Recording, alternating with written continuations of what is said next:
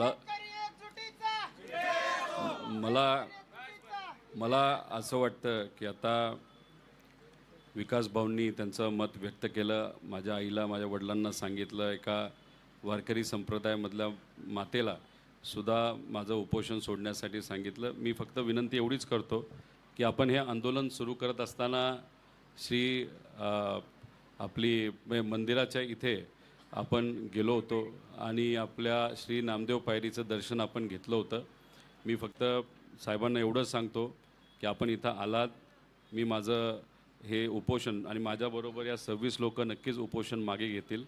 मी माझा हात आपल्या हातात देतो आणि फक्त विनंती एवढीच करतो, तुम्ही बिझी असाल, माझी आई, माझे वडील आणि तिथं आम्ही जेव्हा श्री नामदेव पायरीपाशी जाऊ तेव्हा देवाच्या समोर आधी नैवेद्य चढवतो आणि मग नंतर मी तिथं पेढा नाही तर काहीतरी खाऊन मी आणि आम्ही सगळेजण माझं उपोषण मागे घेतो.